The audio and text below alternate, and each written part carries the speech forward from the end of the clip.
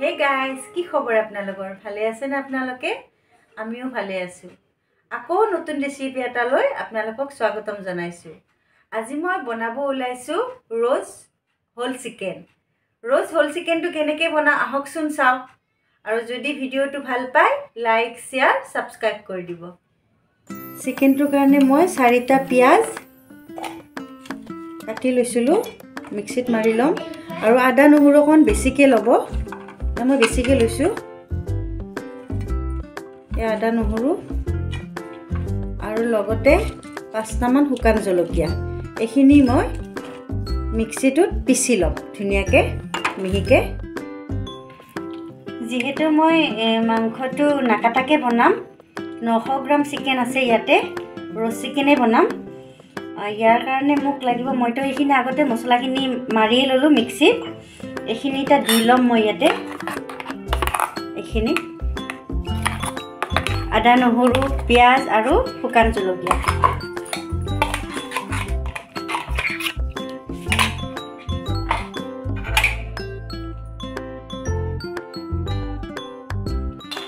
মই আধা চামুচ জিৰা ল'ম,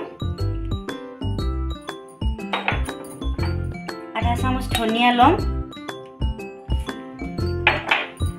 অকণমান হালধি কালাৰৰ কাৰণে আৰু কাশ্মীৰী পাউডাৰ প্ৰায় 1 চামুচমান দিছোঁ আৰু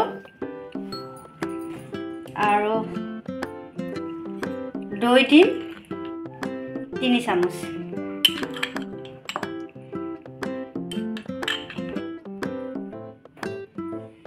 নিমখটো নিজৰ হিচাপত দিব আৰু লগতে নেমু দিব। মই এফাল নেমু দি দিম। এয়া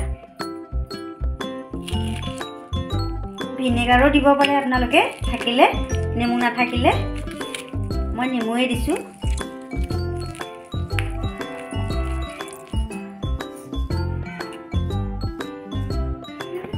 এতিয়া এইখিনি মই ধুনীয়াকৈ মিক্স কৰি লওঁ। ভালকৈ মিক্স কৰি ল'ব।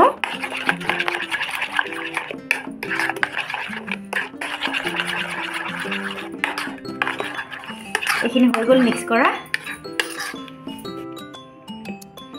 এতিয়া মই চিকেনখিনিত মছলা সোমাবৰ কাৰণে এনেকৈ ফুটা ফুটা কৰি দিছোঁ, বা এনেকৈ কাটি কাটি দিব পাৰে, ভালকৈ মছলা যেন সোমাই যায়। চাৰিওফালে দি দিব ধুনীয়াকৈ, পিঠিৰ ফালেও দিব আগফালেও দিব এনেকৈ।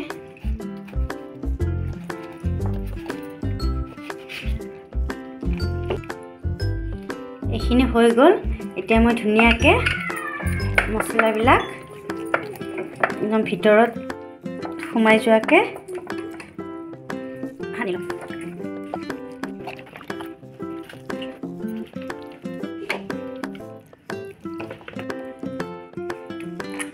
ধুনীয়াকৈ মই মছলাখিনি ভালকৈ সানি ল'লোঁ, একদম ভিতৰতো সানি ল'লোঁ, মানে ক'তো জাগা নাই আৰু ধুনীয়াকৈ সানি লৈছোঁ। এতিয়া মই এই ভৰি দুখন এনেকৈ ধুনীয়াকৈ বান্ধি ল'ম, নহ'লে ভাজাৰ সময়ত এডাল ৰছী ল'ম এনেকৈ। আপোনালোকে এনেকৈ সূতাৰ ৰছী এডাল লৈ ল'ব, অসুবিধা নহয় আৰু তেতিয়া ওলাই নাযায় মানে চাৰিওফালে।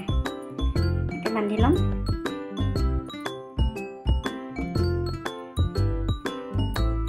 এনেকৈ বান্ধি ল'ব। আৰু মই এইটো প্ৰায় বেছি সময় নাই মোৰ হাতত, আধা ঘণ্টাৰ কাৰণে মই মেৰিনেট কৰি থৈ দিম এনেকৈ।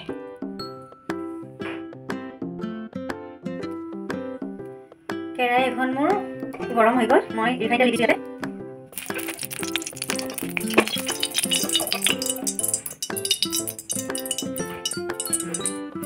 তেলটো গৰম হৈ গৈছে, মই এতিয়া মাংসটো দি দিম।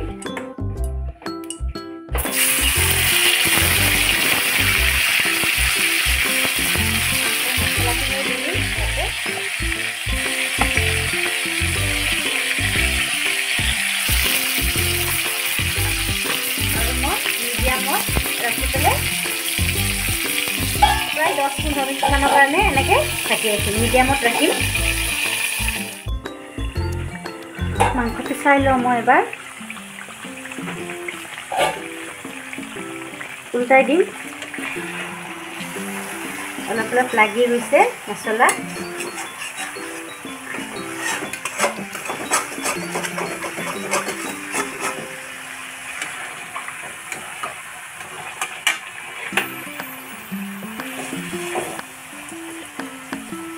এনেকৈ উল্টাই ল'ব আপোনালোকে।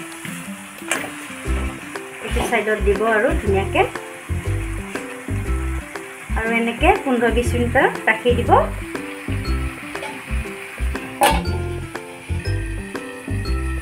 মাংসটো আৰু এবাৰ চাই লওঁ মই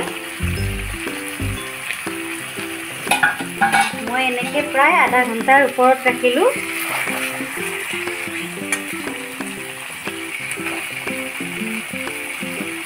এনেকৈ 45 মিনিটমান ৰাখিলেই হৈ যাব, মাংসটো সিজি যাব। সিজিছে মাংসটো, সিজিছে ধুনীয়াকৈ। 45 মিনিটমান মই ৰাখি দিম। আৰু আপোনালোকৰ অভেন থাকিলে এনেকৈ অভেনতো বনাব পাৰে। আমাৰ বাৰু অভেন নাই, আমি সেইকাৰণে এনেকৈ গেছতে বনাইছোঁ। আৰু মই 15 মিনিটমানৰ কাৰণে ৰাখি দিছোঁ। মই 15 মিনিটৰ পিছত মই ঢাকনখন গুচাই থৈছোঁ। হৈ গ'ল, চিকেনটো ধুনীয়াকৈ সিজি গৈছে। এতিয়া মই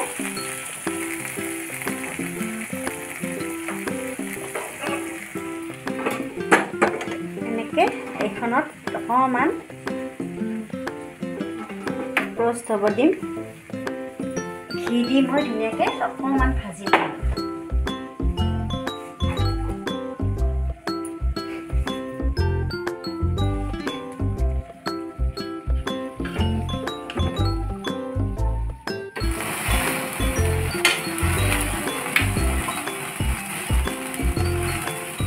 লগাই লগাই দিছোঁ মই।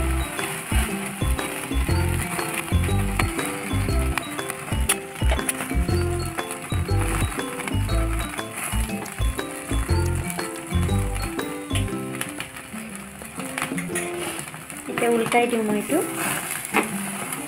চাইড হৈ গ'ল। এইটো চাইডতো মই ঘি লগাই দিম। বাটাৰ লগাব লাগিছিলে, বাটাৰ নাই মোৰ ঘৰত, সেইকাৰণে মই ঘি লগাই দিছোঁ। ঘি আছিলে, একো নাই, ঘিও লগাব পাৰে, বাটাৰ লগাব পাৰে।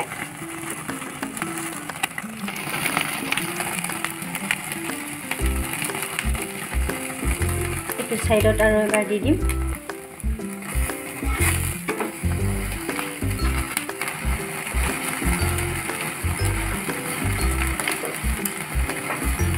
হৈ গ'ল এইটো মোৰ এতিয়া ৰ'ষ্ট চিকেন হৈ গ'ল। ধুনীয়া এটা ফ্লেভাৰ আহিছে, মানে গোন্ধটো খাওঁ খাওঁ লাগিছে। মানে গেছত দিলোঁ যে, সেইকাৰণে ধুনীয়া গোন্ধ এটা আহি গৈছে।